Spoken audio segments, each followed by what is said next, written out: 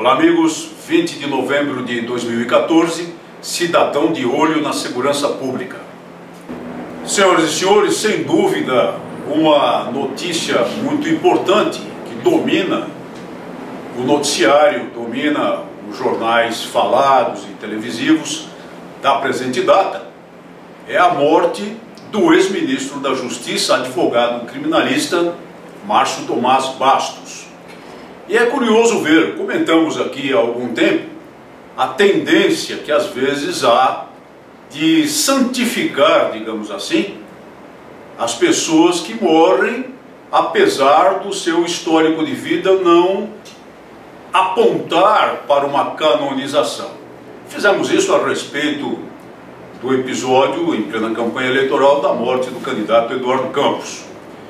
E agora, pelo noticiário, não se verifica essa tendência de santificação, de canonização de Márcio Tomás Bastos, mas verifica-se uma tendência de apontar a morte dele como uma grande perda para o país, como se um grande estadista houvesse encerrado a sua existência na terra e deixado de prestar relevantes serviços ao Brasil. Nada disso. Márcio Tomás Bastos é um dos artífices de todo o processo de revolução cultural instalado no Brasil pelo atual poder, nos dois mandatos do maligno presidente da República anterior, no mandato atual da agora eleita Dilma Rousseff. Entre outras coisas que se atribuem a ele como um grande feito, é ter obtido, na ocasião como ministro da Justiça, pela pressão do Poder Executivo, do Poder Legislativo, a aprovação do famigerado Estatuto do Desarmamento, uma lei idealizada não para a segurança pública, não para combater a criminalidade, mas sim para perseguir, sim para oprimir as pessoas de bem, as pessoas sem antecedentes criminais, as pessoas que vivem em conformidade com a lei e querem apenas ter a oportunidade, apenas ter o direito de ter a posse mansa e pacífica de armas de fogo para a defesa de si, para a defesa do lar, para a defesa da família. Foi ele também quem articulou, colocar como colocou, em consórcio, o seu ministério, o Ministério da Justiça, com o Ministério da Educação e com o Ministério da Saúde, para promover uma revolução de costumes no Brasil, para atacar a família, para destruir a família, para destruir a juventude, para incentivar a sexualidade precoce, para destruir os fundamentos morais do país, fazendo isso logo cedo, desde os bancos escolares, em relação à própria infância. E foi um dos advogados criminalistas que simplesmente enriqueceu e muito, defendendo notórios corruptos, defendendo notórios vilões que ao longo de todo esse tempo, evidentemente não enquanto ele foi ministro da Justiça, atuaram para meter a mão no dinheiro público no Brasil. Ele foi, por exemplo, o defensor de um grande número dos facínoras envolvidos no rumoroso processo do Mensalão, como certamente disso todos se lembram. Chegou até a ser cogitado, falava-se na ocasião, para ocupar uma vaga no Supremo Tribunal Federal. E claro que seria o melhor candidato, o candidato mais adequado para os interesses do atual poder na composição do Supremo Tribunal Federal. E só não foi porque não quis, porque não lhe interessava, depois de sair do Ministério da Justiça, outra coisa senão retomar as suas altamente lucrativas, altamente rendosas atividades como advogado criminalista em São Paulo, mas na verdade atuando no país inteirinho.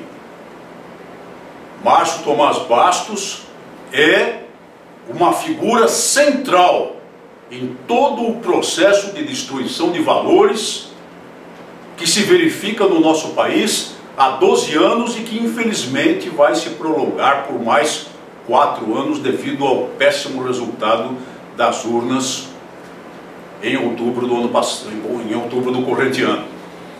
Ele não representa a figura de um estadista como um país precisa, como qualquer nação precisa.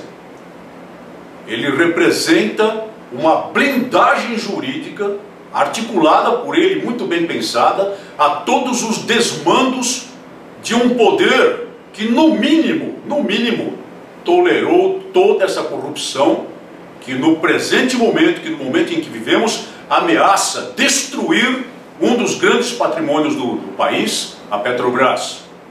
A blindagem jurídica do citado presidente da República, que escapou de um impeachment por várias articulações políticas e muito especial pela atuação de Márcio Tomás Bastos, aí sim então no cargo de ministro da Justiça. Perseguiu as pessoas de bem, impedindo-as de se defender. Atuou contra a família, atuou em favor da tendência que se verifica no atual poder, da ampliação ampla, geral e restrita do direito de aborto. Atacou os fundamentos da pátria ao impedir que os pais eduquem adequadamente os seus filhos e tenham o direito de educar adequadamente os seus filhos de acordo com a lei moral. E em termos de segurança pública, também não pode ser citado como exemplo. E vejam só que ironia. Um advogado especializado em defender criminosos de alto coturno foi ministro da Justiça. E como ministro da Justiça, comandante da Polícia Federal. Pensem se não há aí um nítido conflito de interesses. O que ele fez ao blindar juridicamente facínoras de alto coturno, perto dos quais os criminosos do crime organizado aqui de São Paulo são amadores, foi exatamente derrubar os fundamentos da segurança pública no que se refere à crença da sociedade no governo e no trabalho do governo em prol da segurança pública. Ele ajudou a instilar na sociedade brasileira, ajudou a instilar nas mentes dos brasileiros que o crime compensa, que a impunidade existe para aqueles que têm adequados defensores pagos com muito dinheiro. Então não há nada a lamentar. E ninguém nos acuse de falta de caridade cristã. Todo homem pode se arrepender dos seus maus feitos na sua vida. E esperamos que ele tenha se arrependido eficazmente dos maus feitos que produziu no nosso país.